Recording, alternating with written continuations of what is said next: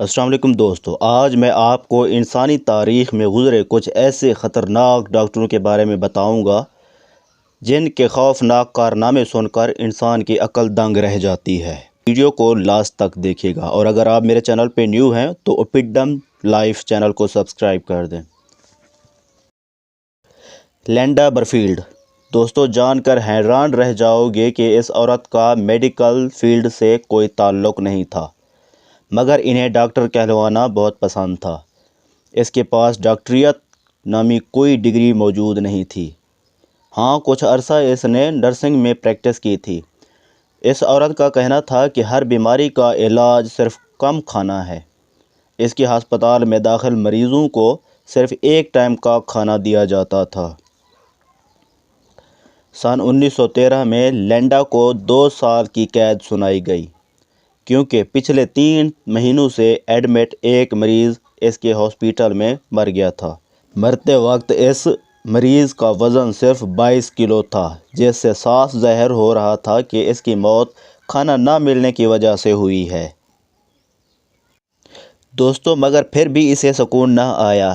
Jail سے باہر آنے پر ایک بار پھر کلینک کھول لی اور پھر سے ڈاکٹر کا ڈھونگ رچانے لگی۔ والٹر فری نامی درندہ صفت ڈاکٹر کی، جو خود کو ڈاکٹر کہتا تھا مگر اس کے کارنامے دیکھنے کے بعد انسان کہنا بھی جرم تھا۔ دوستو، یہ مریض کی آنکھ میں ایک راڈ ڈال دیتا اور دماغ تک لے جاتا، جو کہ سننے میں بھی کافی خطرناک محسوس ہوتا ہے۔ وہ اپنے پاس آئے ہر مریض پر یہی عمل دہراتا اور کہتا تھا کہ وہ دماغ کے ذریعے مریض کو ٹھیک کرتا ہے۔ یہ شخص اتنا ظالم تھا کہ مریض کو سن یا نشے کا ٹیکہ بھی نہیں لگاتا تھا۔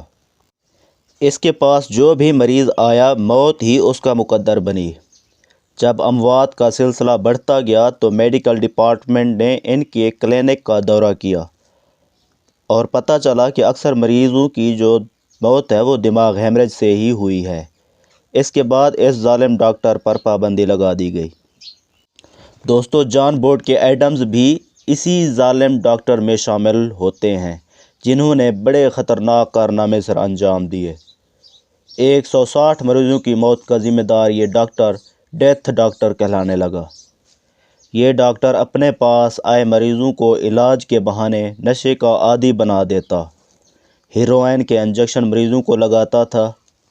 1970 تک اس نے اتنی دولت جمع کر لی کہ یہ انگلینڈ کا امیر ترین ڈاکٹر بن گیا۔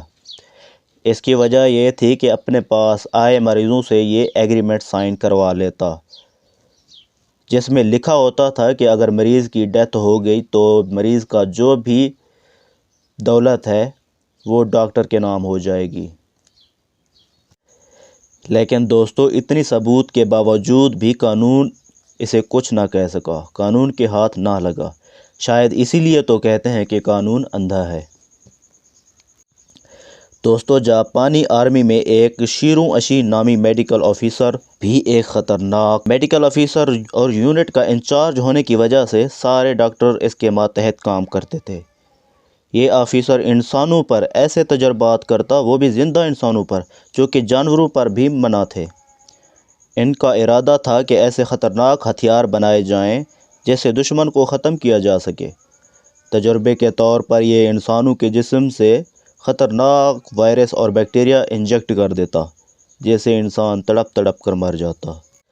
کچھ معلومات ان تجربوں سے اس نے حاصل بھی کر لی تھی، اور کہا جاتا ہے کہ یہ ساری معلومات ایک کتاب میں لکھ کر امریکہ کو مہنگے داموں بیچ دی، اور آج بھی امریکہ اس پر ریسرچ کر رہا ہے اور کافی خطرناک وائرسز تیار کر رہے ہیں۔ دوستو، جوزف منگل بھی ایک خطرناک ترین ڈاکٹر تھا۔ اسے دوسرا ہٹلر بھی کہا جاتا ہے، اور یہ ہٹلر فوج کا انچارج بھی رہا۔ دوستو، یہ شہر شہر جا کر فری کیمپ لگاتا اور بچوں پر اپنے تجربات کرتا، اور کہا جاتا ہے یہ خطرناک کیمیکل ایتھل نامی بچوں کے جسم میں داخل کر دیتا، اور اپنی دوائی بنانے کے چکر میں کافی بچوں کو موت کے منہ میں اتار چکا تھا۔ دوستو، یہ تھی آج کی ہماری ویڈیو۔ اگر آپ کو میری ویڈیو اچھی لگی تو میرے چینل اوپیڈم لائف کو سبسکرائب کر دیں۔ ملتے ہیں کسی اور ویڈیو میں، تب تک کے لیے اپنا خیال رکھیے۔